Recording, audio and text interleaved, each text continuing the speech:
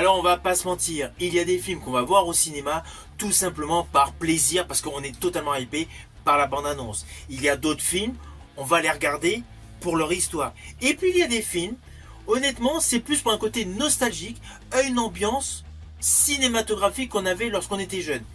Et justement, le film Red Sonja fait partie de cette catégorie.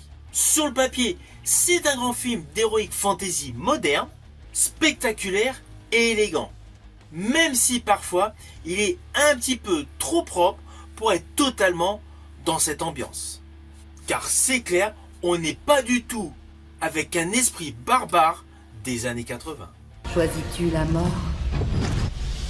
Jamais.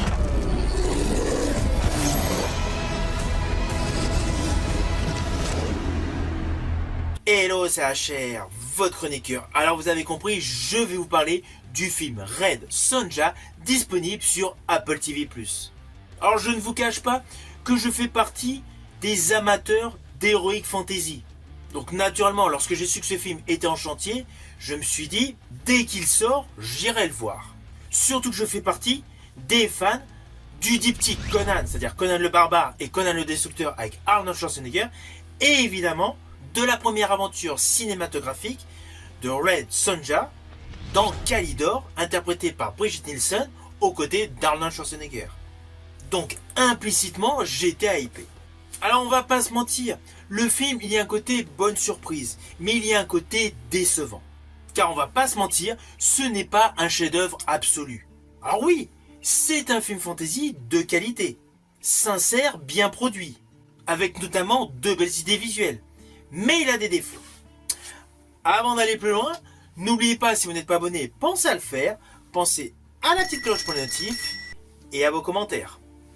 Let's go!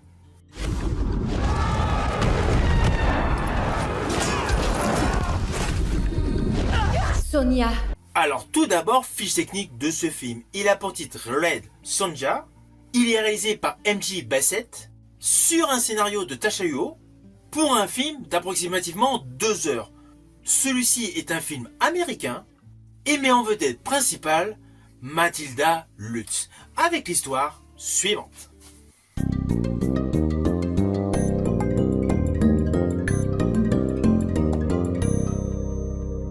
Alors dès l'ouverture de ce film, nous découvrons le personnage de Red Sonja, enfant. Elle est dans un petit village, c'est très coloré, on a même une petite ambiance, le village des Hobbits dans le Seigneur des Anneaux. Voilà, c'est énormément coloré, les prairies sont verdoyantes, limite on va avoir des petits papillons, des petits oiseaux. Là, petit à petit, on a son évolution qui est marquée par un monde brutal, un monde violent, rempli de conflits et de royaumes en décomposition. Naturellement, je n'irai pas plus loin sur les lignes scénaristiques. Alors d'un côté, j'ai aimé le thème de la rédemption qui plane dans ce film. On sent implicitement une héroïne blessée, solitaire, et qui avance avec une rage intérieure, mais avec une forme de douleur ancienne. Implicitement, cela rajoute de la profondeur à son personnage. Mais voilà, le premier défaut arrive. Je pense notamment avec le petit message écologique. Il y a des barbares, voilà, qui vont donc massacrer des bêtes pour récupérer des cornes assez particulières dessus. Donc elle va dans la forêt, elle les découvre, donc ils ont été juste, on leur a juste enlevé les cornes et on les a laissés donc en plan donc sur le sol. Donc là il y a un petit message écologique. Et en fait des messages écologiques il y en a pendant tout le film. Donc ça déjà pour un film issu de l'heroic fantasy où on aime bien le côté barbare, le côté justice, le côté voilà magie dans l'heroic fantasy, là le message écologique est un petit peu trop en avant. Après évidemment il y a le côté des barbares avec le village, avec un truc un peu plus solide, un peu plus dur, et une histoire assez classique. Alors concernant l'histoire, elle tient la route. Il n'y a pas trop de retournement de situation, c'est assez classique, forcément il y a des combats, voilà. Il y a le côté où il faut, par rapport à un monde d'hommes, qu'elle s'affirme. Je pense notamment à une séquence où elle a été capturée, où elle se retrouve dans une sorte de crevasse avec plein de prisonniers qui ont comme un mini village, et elle grimpe voilà, toutes les roches. Donc pour pouvoir sortir, évidemment, elle se fait avoir, elle retombe, on la remet dedans. Voilà, là il y a le petit conflit de l'évasion, etc. Assez classique, mais cela colle. Mais en fait, pour moi, le gros bémol, c'est le côté propre. Alors pourquoi vous allez me dire, je dis le côté propre. Le film Calidor, jadis avec Brigitte Nielsen et Arnold Schwarzenegger, était certes un film petit budget, mais il y avait le côté donc crasseux, barbare, angoisse, réalité de la vie, qui justement donnait voilà un univers assez corrosif. Là en fait, même le côté où il y a les prisonniers, tout est propre, tout est nickel, c'est verdoyant, il y a de belles couleurs et tout. La colorimétrie du film est nickel, ça c'est indéniable. Mais en fait, le film est trop sur un côté verdoyant. Alors oui, en Heroic Fantasy, j'aime beaucoup le film Legend de Ridley Scott avec Tom Cruise. C'est clair, là il y a un côté voilà très euphorique, très verdoyant. Mais il ne faut pas oublier qu'il y a le côté diabolique, le côté malsain, toutes les tonalités sombres, dark, avec les forces du mal. Donc il y a vraiment le contraste dans Legend, le côté magique, le côté verdoyant et le côté dark, le côté obscur. Là dans ce film, même les barbares sont en nickel chrome. Et ça honnêtement, c'est bizarre. C'est vraiment voilà un petit côté qui m'a un petit peu déçu. Parce qu'en fait, lorsqu'on regarde ce film Red Sonja, on va pas se mentir, on recherche un côté de barbare. Alors, dans le film, l'héroïne, forcément, c'est une femme, ça, aucun souci. Au contraire, c'est parfait, ça, c'est l'histoire. Mais voilà, j'aurais mis un petit côté un peu plus brutal, un peu plus scabreux, un peu plus violent, un peu plus dark, pour que cela colle. Ce qui était exactement le cas de Calidor, qui avait un budget beaucoup plus minime, cela se voit. Car dans cette nouvelle version, cette version 2025 de Red Sonja, on va pas se mentir, il y a du budget, ça se voit. Les effets spéciaux sont de qualité, les décors sont là, et il y a beaucoup de figurants, beaucoup de costumes. Donc le budget est là. Mais voilà, ils ont trop aseptisé l'histoire, selon moi. Alors ceci dit, dans le casting, on retrouve Rona Mitra.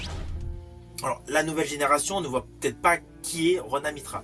En fait, Rona Mitra, c'est une actrice qui a joué dans pléthore de films de tout genre. Mais perso, j'avais particulièrement aimé aux côtés de Christophe Lambert dans Beowulf. Alors oui, je sais, ce film Beowulf avec Christophe Lambert, beaucoup de carton-pâte, un série B, tout ce qu'on veut, ok.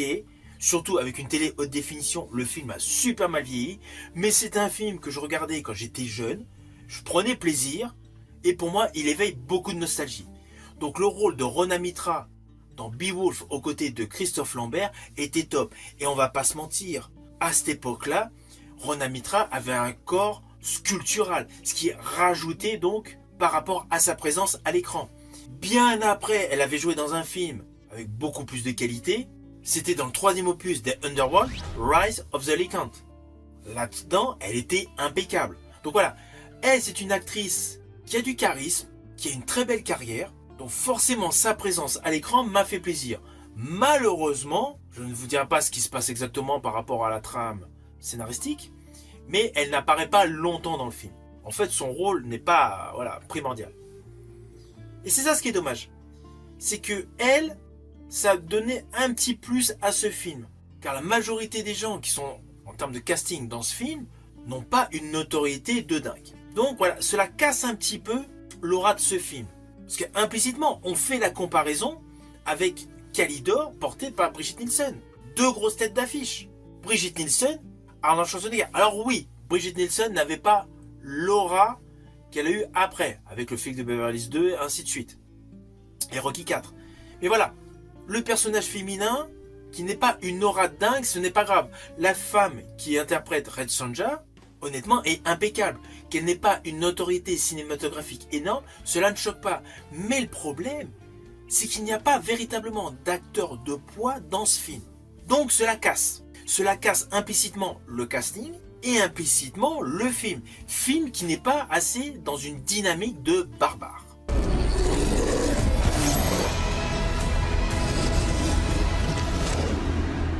Alors au final, naturellement, c'est un film que je conseille tout de même à tous les aficionados d'Heroic Fantasy, mais ne vous attendez pas à un chef-d'œuvre. C'est vraiment un film à voir, mais juste comme ça. Car selon moi, c'est une grosse déception par rapport à Calidor des années 80. Je vous dis à bientôt pour une prochaine vidéo.